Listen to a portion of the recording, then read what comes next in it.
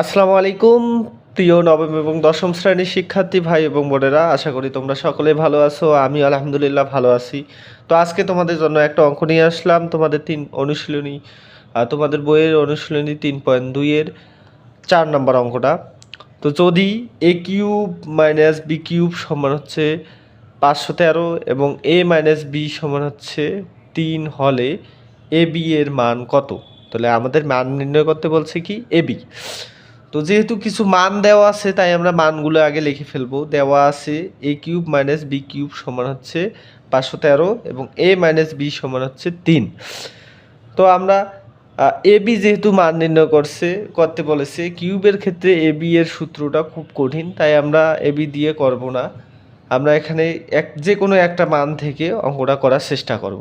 ঠিক আছে, এ cube minus B cube হয় না হয় এ মাইনাস বি। তো আমি তোমাদের শেখাচ্ছি এ কিউব মাইনাস বি কিউব দিয়ে।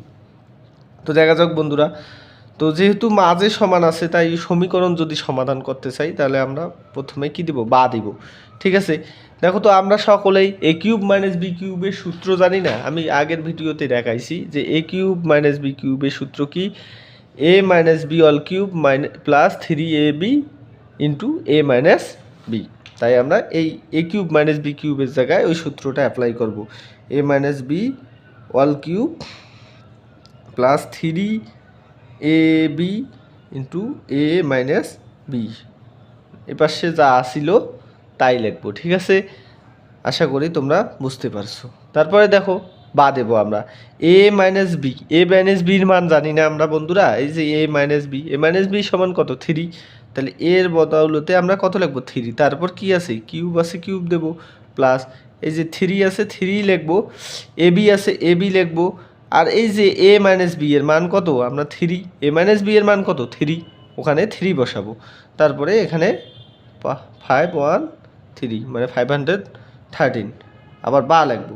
দেখো তো 3-এর ওপর কিউব দিলে কত হয়, 3 কয়বার গুণ করা, 3বার গুণ করা, 3 3-কে 9, 3 9 27, প্লাস এই যে 3 আর 9 গুণ করলে কত হয়, 9ab, 3 3-কে 9ab, তো 513। ঠিক আছে, আশা করি তোমরা বুঝতে পেরেছো। আমরা পরবর্তী পৃষ্ঠা চলে যাব। দেখো তারপরে কি আছে বন্ধুরা, দেখো তো এই 27 এপাশে আমাদের কি অবস্থায় আছে বলো তো, যোগ অবস্থায়। এর সামনে কি আছে, যোগ আছে। এপাশে যদি নিয়ে যাই তাহলে সমানের উপাশে যদি নিয়ে যাই তাহলে বিয়োগ হয়। তাহলে দেখবো আমরা বা লিখবো যে এই যে 9ab লিখবো, এপাশে 513 বিয়োগ 27। ঠিক আছে, বুঝতে পেরেছো নিশ্চয়ই যে 27 এপাশে ছিল, ওই পাশে নিয়ে গেছি, আর এপাশে যোগ থাকলে ওই পাশে যে কী হয়, বিয়োগ হয়, তাই ওই পাশে নিয়ে গিয়ে বিয়োগ করে দিছি। ঠিক আছে, তারপরে এখানে 9ab আছে, 9ab লিখলাম, 513 থেকে 27 আমরা কি করব, বাদ দিয়ে দেব।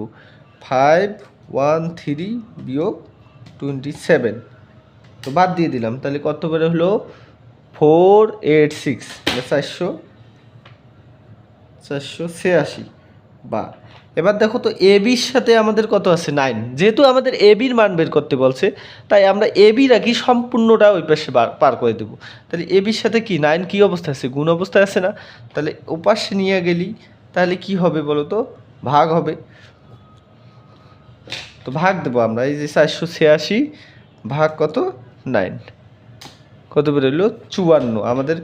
অতএব এ বি এর মান কত বের হলো, 54। তো অতএব নির্ণয় মান 54।